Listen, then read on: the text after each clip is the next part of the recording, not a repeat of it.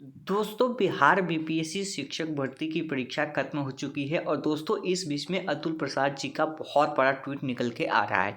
दोस्तों अभी अभी जस्ट आप यहाँ पे देख सकते हैं कि 26 सेकेंड पहले अतुल प्रसाद जी ने एक ट्वीट किया है और इस ट्वीट में क्या लिखा है मैं आपको इस वीडियो के माध्यम से समझाने की कोशिश कर रहा हूँ। और दोस्तों इसमें आप देखने के बाद पूरी तरीके से आप इसके डिफरेंस को समझ जाएंगे कि जो 9th-10th का जो क्वेश्चन था और जो 1 to 5 का क्वेश्चन था उसके बारे में क्या कह रहे हैं और ये कौन से रेशियो की दुहाई दे रहे हैं। आइए हम लोग इस वीडियो के माध्यम से देखते हैं।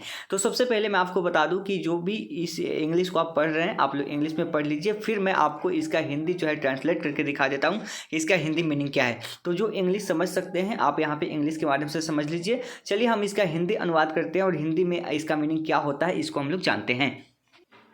अगर हम इसके हिंदी की बात करें तो आप यहाँ पे देख सकते हैं कि प्रश्नों की कठोरता इस बात पर निर्भर करती है कि फिल्टरिंग की कितनी आवश्यकता है। यानी कि इनका कहने का मतलब है कि यहाँ पे जो बीएड स्टूडेंट है जो 1 to 5 के लिए जो डीएलएड थे यहाँ पे बहुत अधिक संख्या थी, करीब 7 या 7.5 लाख के आसपास इनकी संख्या थी।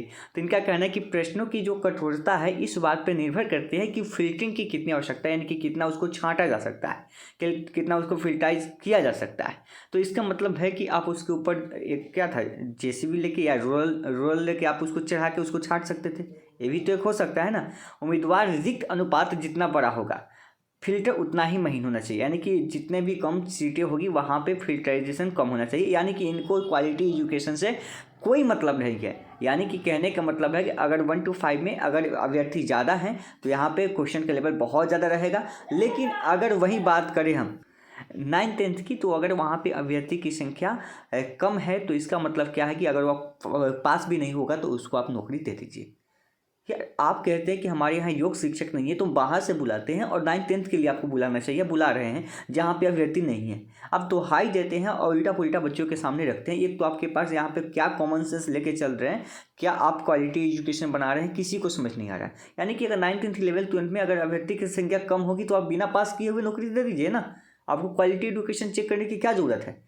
यानी कि उल्टा क्वेश्चन दे दिए। फिर आगे देखिए क्या कहते हैं कि फिल्टर उतना ही महीन होना चाहिए।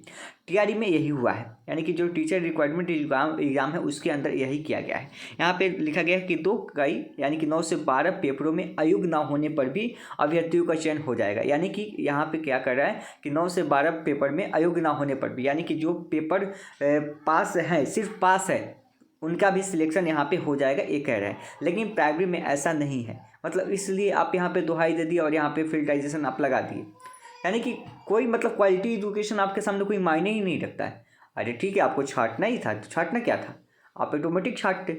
आप 120 प्रश्न लेते, अगर मीडियम लेवल का लेते उसमें जिसका हाईएस्ट कटअप होता मान लीजिए 80 है तो जिसका 81 होता, 82 होता, 83 होता उसको लेते। अगर सब बनाता तो उसमें आप उसको लेते, क्या दिक्कत था। लेकिन ये आपका क्वालिटी एजुकेशन नहीं हुआ कि अगर 9th-10th वाले अगर नहीं भी पढ़ रहे हैं, यानी कि उनकी संख्या कम है तो इसका मतलब आप जॉब दे दीजिएगा। तो गेट के घर से उठा के ले जाके सबको जॉब दीजिए, क्या ज़रूरत है इसका एग्ज़ाम लेने का। अगर 9th-10th 11th-12th में अगर आपको पता ही था कि सबको जॉब देना है, सबका जॉब होगा ही, तो आप जो है उठा के उसको दे सकते थे, घर घर से बुला के दे सकते थे।